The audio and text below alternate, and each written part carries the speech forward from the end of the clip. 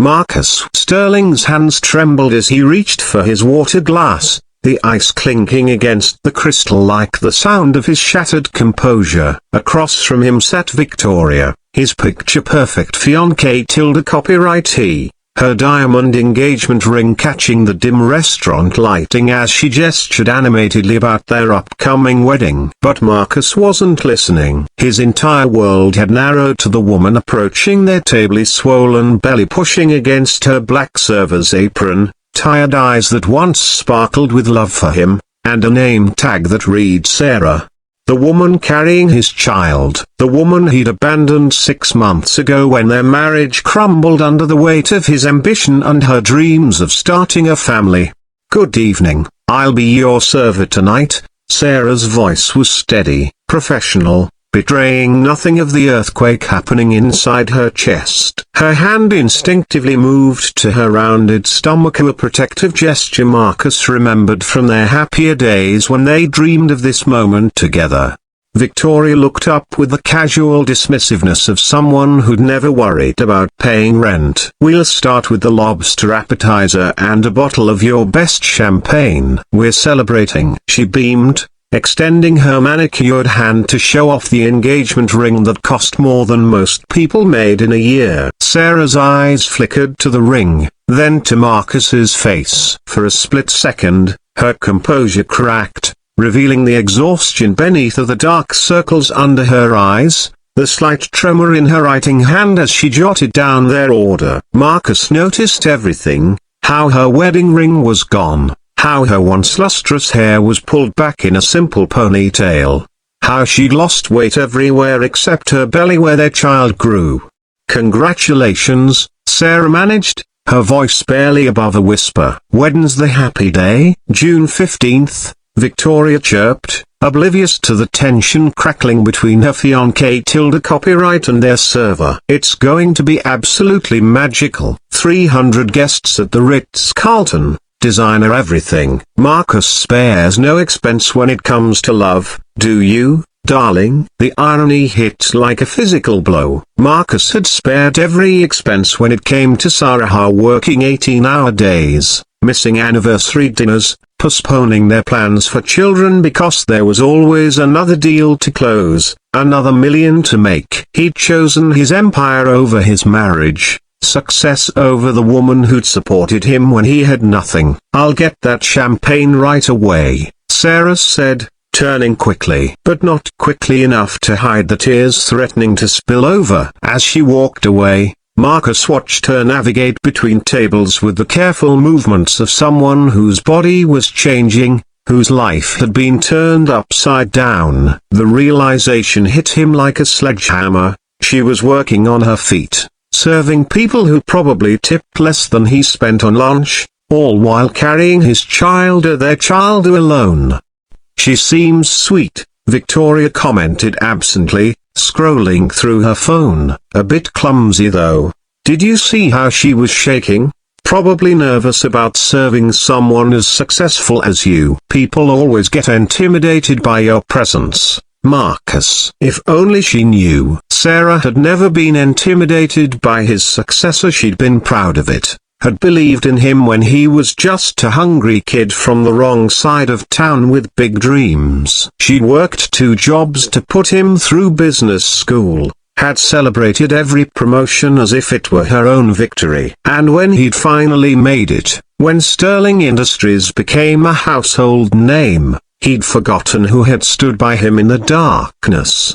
Sarah returned with the champagne, her movements more composed now. As she poured, her sleeve rode up slightly, revealing a small bruise on her wrist, probably from carrying heavy trays. Marcus realized with a stab of guilt. This was his fault. All of it. "Excuse me," Victoria said suddenly, standing up. "I need to powder my nose." This pregnancy glow conversation is making me think about our future babies. She kissed Marcus's cheek and sauntered toward the restroom. The moment they were alone, the pretenses crumbled. "Sarah," yeah, Marcus started, but she held up her hand. "Don't. Please." Her voice was thick with emotion. "I can't do this here. Not now." "How far along are you?" The question escaped before he could stop it. 7 months. She placed a protective hand over her belly. "It's a girl, a daughter." Marcus felt something crack open inside his chest, to a mixture of joy and devastating loss. He was going to have a daughter,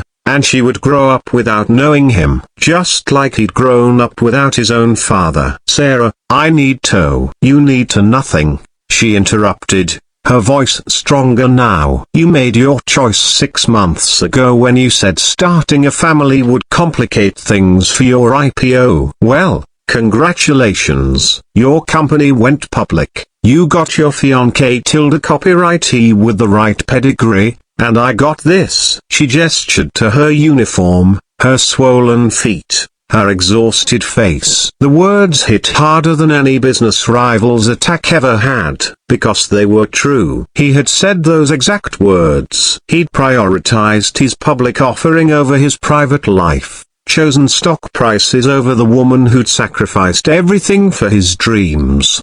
Victoria's laughter echoed from across the restaurant as she chatted with someone she'd recognized. The sound felt like nails on a chalkboard compared to Sarah's quiet dignity. "I'm sorry," Marcus whispered, the words feeling pathetically inadequate. "I'm so sorry, Sarah." "Sorry doesn't pay for prenatal vitamins or cover the cost of childcare when I'm working double shifts," she replied. But there was no malice in her voice, just bone-deep weariness. "Sorry doesn't explain to our daughter why her father chose everything else over her." "Our daughter." The phrase hung between them like a bridge Marcus had burned. "What do you need?"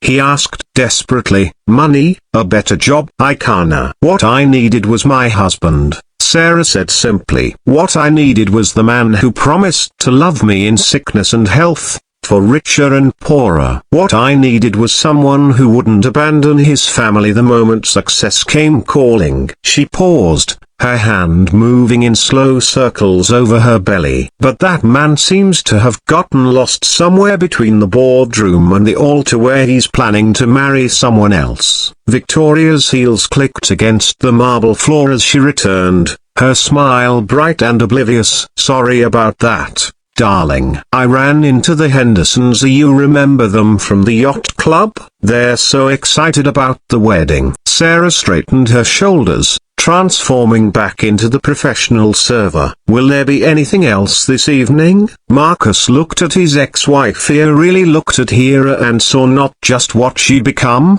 but what he'd lost. The woman who'd loved him unconditionally, who'd believed in his dreams even when he'd stopped believing in hers. The mother of his child, standing strong despite everything he'd put her through. "Actually, yes," Marcus said quietly, his decision crystallizing like steel cooling into shape. "There is something else." He reached into his jacket and pulled out his business card, writing quickly on the back before sliding it across the table to Sarah. "Be at this address tomorrow at 10 a.m. Ask for Janet in HR." Sarah looked at the card, confusion flickering across her face. "Marcus, I don't." "It's a job," he said firmly. "Executive assistant position. Full benefits, maternity leave, childcare assistance. Starting salary is more than you'd make in 3 years of this." He gestured around the restaurant. "I can't accept charity from you." "It's not charity. It's what I should have offered 7 months ago instead of walking away." His voice cracked slightly. "It's the least I can do for our daughter." Victoria looked between them, finally sensing the undercurrents she'd missed. "Marcus, what's going on? Who is this woman?" Sarah and Marcus locked eyes across the table, and in that moment, she saw something she'd thought was lost forever. The man she'd fallen in love with, the one who'd held her when her mother died, who danced with her in their tiny apartment kitchen when they had nothing but love and dreams.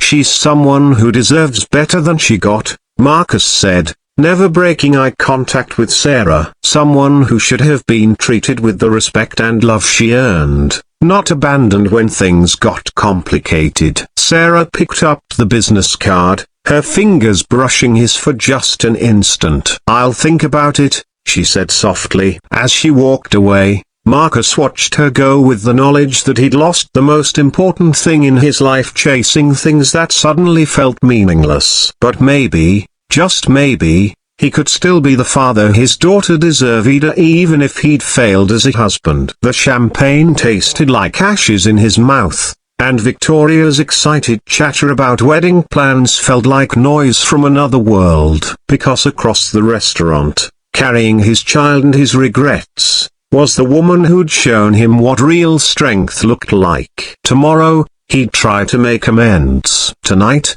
he'd live with the weight of his choices and the hope that sometimes, when we finally see clearly, it's not too late to do the right thing.